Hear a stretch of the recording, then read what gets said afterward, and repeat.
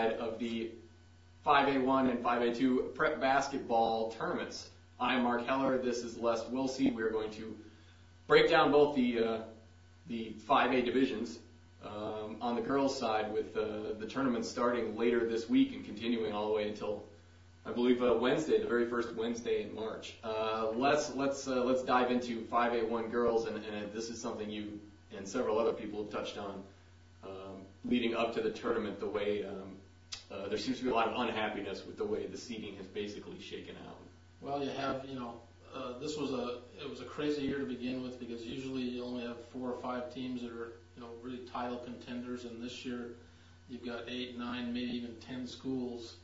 So the competition's been fierce, but with the lack of travel for some of the regions because of the economic situation, you had a couple of Tucson schools that were head and shoulders above the rest, and they were ended up playing they only played 2 or 3 5A1 schools down there, and the rest were 5A2 and 4A, and they ended up going 17-1, 16-2, and they ended up getting they got the second and third seed, and they're not the, I don't think either one of them are a title contender, so it's kind of skewed the bracket, and there's a lot of good teams playing each other in the first round, and that really shouldn't happen except for maybe an 8 and 9 and maybe a 7 and a 10 if the bracket's a true bracket.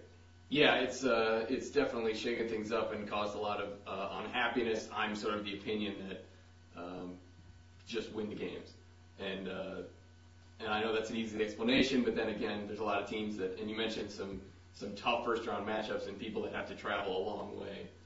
Well, yeah, we've got right now you just have to win 4 games, and doesn't matter where you are, you got to suck it up and do it. And the really bad one is the 8 and 9, which is usually a good matchup anyway. But you've got Mountain View playing Gilbert. Gilbert's been one of the top 2 or 3 teams all year. Talk to anybody that's watched girls basketball, and they'll say that. And they're playing Mountain View, and Mountain View's very good also. As a matter of fact, Mountain View's beat Gilbert twice this year, so Gilbert's lost to them twice. So that just tells you what can happen, and that little quadrant there, the Mountain View Gilbert winner is probably going to have to play St. Mary's in the second round, and then the third round probably a Xavier or a Highland, and the last round maybe even a Hamilton or a Dobson. So they've got 4 really tough games. If they win it, they've earned it. Any other, at least in the first round, you mentioned the Gilbert game. Any other fascinating first round matches? Yeah, you've got down at the bottom, you've got Hamilton playing Desert Vista. They're in the same region, the Fiesta region, and Hamilton beat them twice during the season. One of them was very close. The other one was close for a little while, but I mean, Desert Vista's an 11 seed, and they could be the 6th seed. That's the way the bracket is. That's the way the teams are. There's just so many good teams, and right now you've got Chandler on the bottom. They played a little bit better at the end, but they're a 14 seed, and they're going to be playing a 3 seed, Buena, and it wouldn't shock me at all that they'd go down to Buena and win that game, and then you'd have Chandler playing either Desert Vista or Hamilton in the quarterfinals, and that's another tough matchup. Yeah, with Chandler, we know they like to press the defense so well. If they make shots, all they have to do is make shots, and if they can make shots, I think they can go a long way. St. Mary's the top seed. Are they a notch above everyone else? Or is it? It's a little hard to say. They're pretty young. Most of their top 7, 8, 9 players are freshmen and sophomores. They're very young, but they've only lost to one Arizona team, and that was Hamilton in December. So they lost a lot of games in the Nike tournaments, but they played pretty staunch competition in those.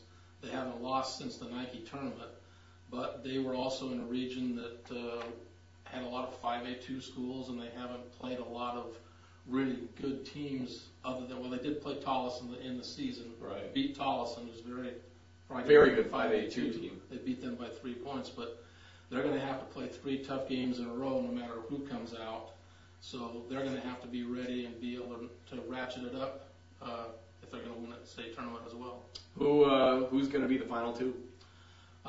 Well, the team that I think has the best draw on the bottom is actually Dobson. They're the number 10 seed, and they're playing Mountain Point. Mountain Point's had a good year, but again, Mountain Point, I think the competition they played during the year it's not the same as what Dobson played in the Central Region. So I think There's a good chance. If I was going to say right now, I think I would pick Dobson and St. Mary's in the finals. I think St. Mary's will probably find a way to do it, but Gilbert, Highland, Xavier, St. Mary's.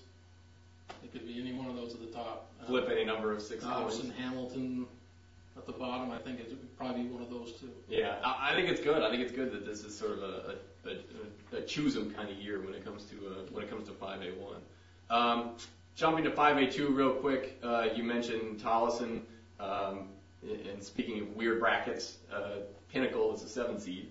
Pinnacle's a 7 seed, yeah. Are those two clearly? They're clearly the two best teams. I think Pinnacle did lose a game to Horizon in the middle of the year. It's one of their region rivals. Horizon's in the tournament, but Pinnacle beat them the second time, beat them fairly handily. But fortunately, the bracket came out so that Pinnacle and Tolleson are on opposite ends because they are the two best teams. Tolleson is clearly the best team. I don't really think Pinnacle has a shot, even if they're playing their best, and maybe Tolleson playing their worst. Tolleson has beaten some of the top 5A1 schools this year, so Tolleson can compete with anybody, and that's Tolleson's tournament to win. Yeah, well, whether it's the 5A1 or even Pinnacle in 5A2, the number next to the school doesn't seem to mean a whole lot in these cases. Very similar to what soccer was as well in the winter. That is it for 5A. For Les Willsey, I am Mark Heller. Enjoy and catch us at varsity.evtrib.com this weekend.